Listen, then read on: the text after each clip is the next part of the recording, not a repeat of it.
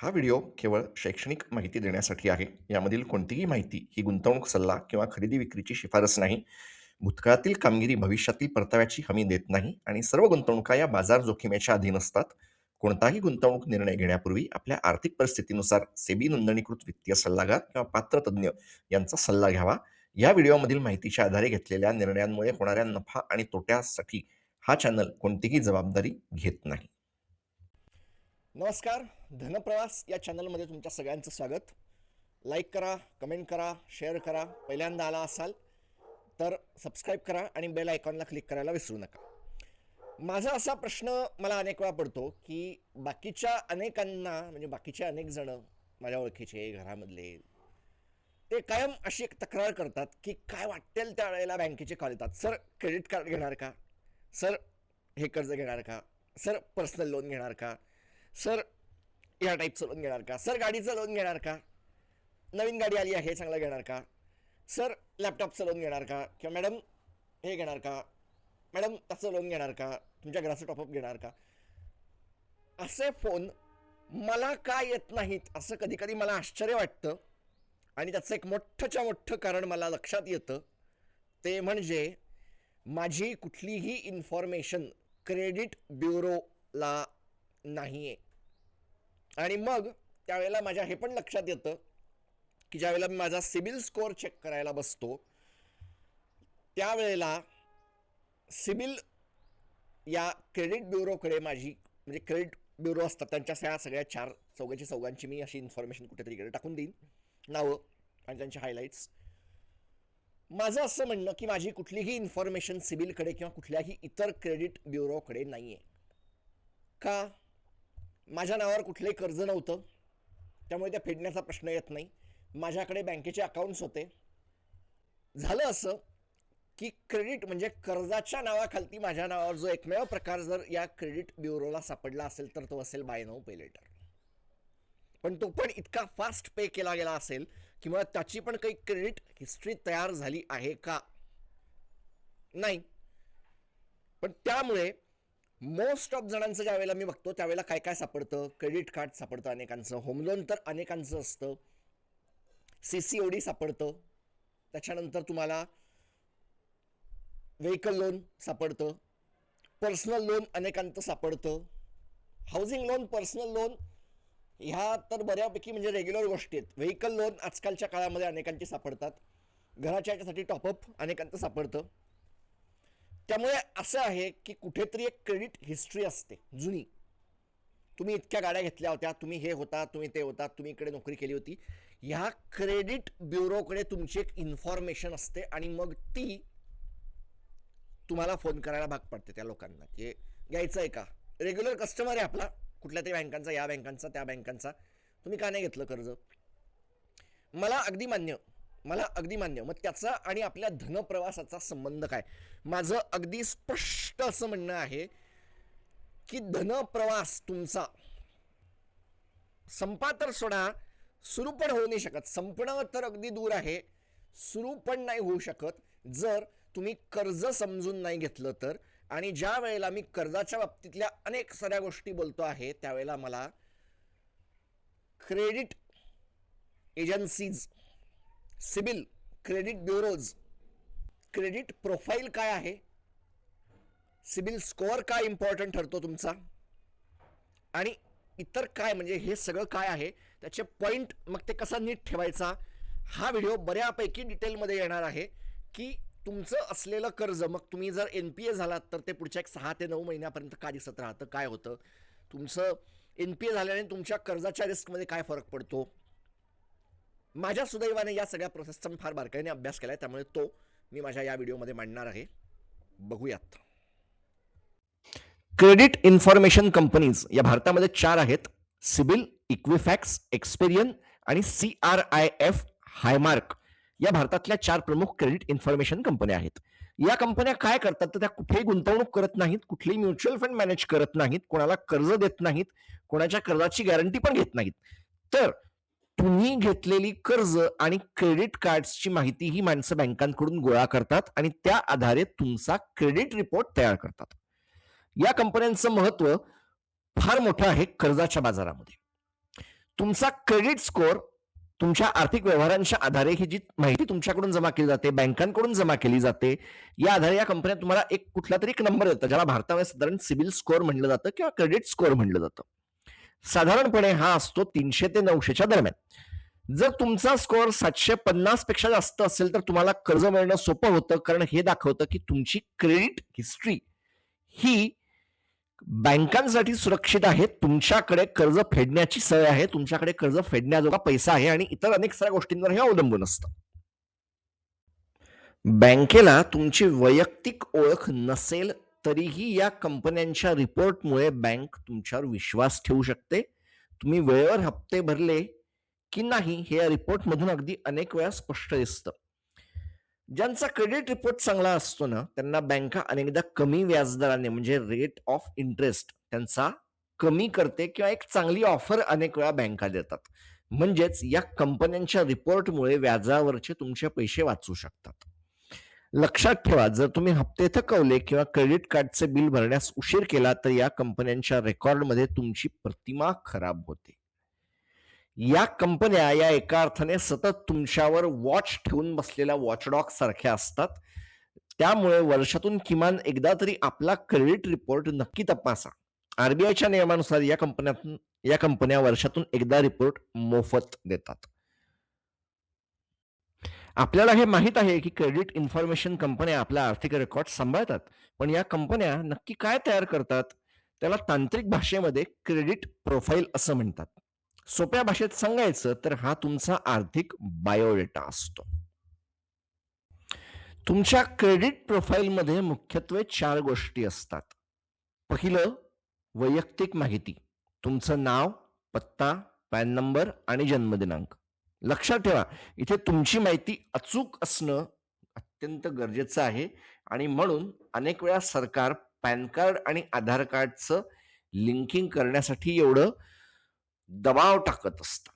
तुमच्या कर्जाचा इतिहास, दुसरा पॉइंट. तुम्ही आतापर्यंत किती कर्ज घेतली आहे? तुमचं एखादं घराचं कर्ज आहे का? तुमचं गाडीचं कर्ज आहे का? नेमक्या किती गाड्या घेतल्या होत्या? तुमचं सोन्याचं कर्ज आहे का? क्रेडिट कार्ड किती वापरली आहेत? किती क्रेडिट कार्ड नावावर आहेत? त्याचे हप्ते तुम्ही वेळेवर भरले आहेत का? याची इत्थंभूत माहिती इथे असते. Number 3, public record. जर कोणाचा दिवाळखोरीचा विषय असेल तर त्याची नोंद या क्रेडिट प्रोफाईलमध्ये दिसते. आणि नंबर 4 म्हणजे तुम्ही ज्या ज्या वेळेला कर्जासाठी बँकेत अर्ज करता तेव्हा तुमचं प्रोफाईल बँक तपासते. त्याला एक इन्क्वायरी असं म्हणलं जातं. जास्त वेळा चौकशा करणं तुमच्या प्रोफाईलवर नकारात्मक परिणाम करू शकतं. तुमचं क्रेडिट प्रोफाईल चांगलं आहे की नाही हे 5 महत्वाच्या गोष्टींवर ठरतं बरं का मंडळी. 35% हिस्सा असतो तुमची पेमेंट हिस्ट्री. तुम्ही पैसे वेळेवर भरताय का? तुमचं नाव गेलेलं आहे, तुम्ही ऑलरेडी बँकरप्टच्या आसपास आहात, हा एक मोठा घटक आहे आणि सगळ्यात मोठा आहे. Credit utilization 30%. तुमच्या क्रेडिट कार्डच्या मर्यादेपैकी तुम्ही किती वापर करता? तुम्ही पैसे वेळेवर भरता आहात का? म्हणजे जर तुम्ही घराचं कर्ज वारंवार टॉपअप करत असाल तर ते पण थोडंसं तुमची रिस्क वाढवतं.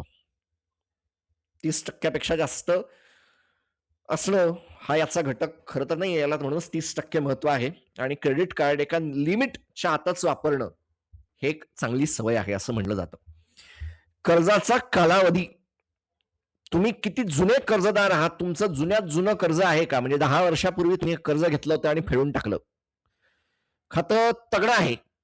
तुमच्याकडे एखाद्या बँकेचं अकाउंट 15-20 वर्ष जुनं आहे. मला आठवतं मी 2007 मध्ये बँकांकडे जाऊन अकाउंट ओपन केली होती. आता ते अकाउंट मी बंद केलं आहे.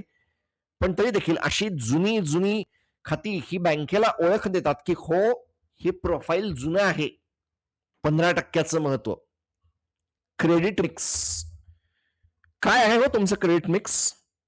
फक्त पर्सनल लोन आहे, होम लोन आहे, क्रेडिट कार्ड आहे, व्हेकल लोन आहे का? तुम्ही लोन अगेन्स्ट शेअर घेतलेला आहे का? Loan against life insurance policy आहे?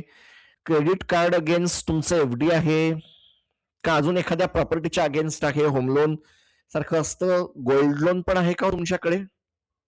घराच्या गाड्या आहेत तुमच्याकडे, कार पण आहे पण ते पण लोनवर आहे.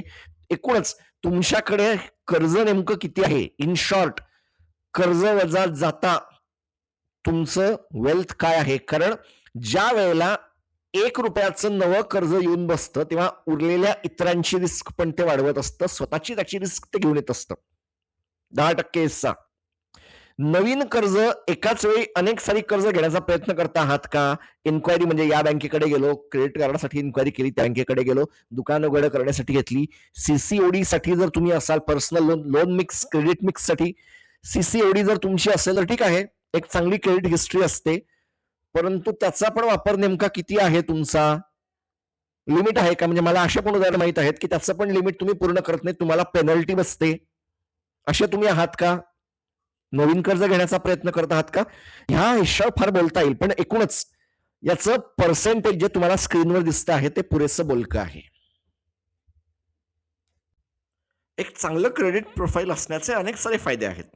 तुम्हाला कर्ज पटकन मिळतं, व्याजाचा दर कमी लागतो आणि क्रेडिट कार्डची मर्यादा सुद्धा अनेक वेळा वाढवून मिळते. थोडक्यात सांगायचं तर तुमच्या भविष्यातील स्वप्नांच्या पूर्ततेसाठी तुमचं क्रेडिट प्रोफाईल ही तुमची ताकद असते.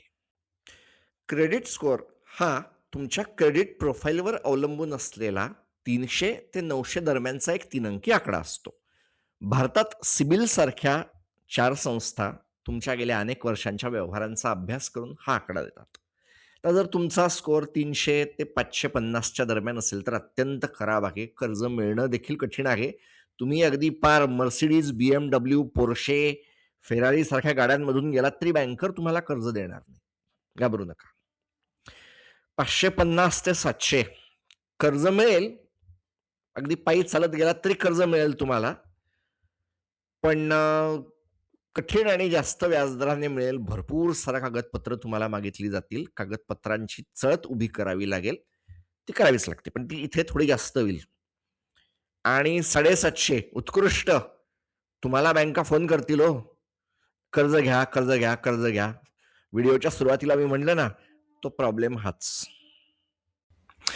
अनेकांना असं वाटतं की क्रेडिट स्कोअर हा फक्त कर्ज घेणाऱ्यांसाठी असतो, बाकी त्याच्याशी कोणाचं काही देणं घेणं नसतं. पण खरं तर हा तुमच्या आर्थिक चारित्र्याचा आरसा असतो. मग तुमचा प्रश्न असा असेल की आर्थिक चारित्र्याचा आरसा आहे, मग माझा स्कोअर तर कमी आहे, मग सगळं काही संपलं का? नाही, तुम्ही भरपूर साऱ्या गोष्टी करू शकता. तुम्ही तुमचा स्कोअर जर खराब असेल तर या 5 गोष्टी अगदी आजपासूनच सुरू करा. नंबर 1, डेडलाईन पाळा. क्रेडिट कार्डचं बिल असो वा लोनचा EMI एक दिवसही उशीर करू नका. ऑटो पे मोड चालू करा. हे तुम्हाला खूप मोठ्या प्रमाणावर मदत करेल. तुमचं क्रेडिट युटिलायझेशन 30%च्या खालती ठेवा. जर तुमच्या कार्डची मर्यादा 1,00,000 असेल तर 30,000पेक्षा जास्त खर्च करू नका. जास्त खर्च केल्यास तुम्ही क्रेडिट हंगरी दिसता. नंबर 3, जुनी खाती बंद करू नका. तुमचं जुन्यात जुनं क्रेडिट कार्ड जर तुम्ही नीटपणे सांभाळलं असेल आणि जितकं जास्त काळ चालू असेल तितकं उत्तम तुमचा क्रेडिट इतिहास मोठा दिसेल आणि तुमचा स्कोअर वाढेल. होम लोन हे चांगलं कर्ज का आणि क्रेडिट कार्ड वाईट कर्ज का, याचं एक मोठं कारण हे, कारण होम लोन हे मोठा काळ चालू राहतं, क्रेडिट कार्ड हे अनेक वेळा छोट्या काळासाठी वापरलं जातं आणि बंद केलं जातं, परत नवीन क्रेडिट कार्ड घेतलं जातं. चौथा पॉइंट इथेच येतो की एकाच वेळेला ज्या वेळेला तुम्ही पुढच्या याच्यासाठी अर्ज टाकता त्यावेळेला पण तुमचा स्कोअर हा काही अंशांनी कमी होतो. बँक हे बघते की तो क्रेडिट स्कोअर तुमच्या चारित्र्याचा नंबर नेमका काय सांगतोय, तुमच्या आर्थिक चारित्र्याचा इंडिकेटर काय म्हणतो आहे, तुमचा आर्थिक खिसा तुमचा नेमका काय बोलतो आहे. एकाच वेळी अनेक साऱ्या ठिकाणी कर्जासाठी अर्ज टाकून ठेवले तर तुम्ही इनडायरेक्टली बँकेला किंवा जगाला हे सांगता आहात माझ्याकडे पैसा नाहीये. एकाच वेळी अनेक ठिकाणी टाकणं बंद करा. कुठेतरी एकाच ठिकाणी कर्जासाठी अर्ज करा. आणि जर तुम्हाला तुमच्या क्रेडिट रिपोर्टमध्ये काहीही चूक दिसली, महिन्यातून एकदा, वर्षातून एकदा, तर त्याच्यामध्ये तुमची कंप्लेंट रेज करा, ती दुरुस्त करून घ्या. जर काही गडबड तुम्हाला वाटत असेल तर ती दुरुस्त करून घ्या. अशा गोष्टी केल्याने तुमचा क्रेडिट रिपोर्ट अगदी नक्की सुधारेल.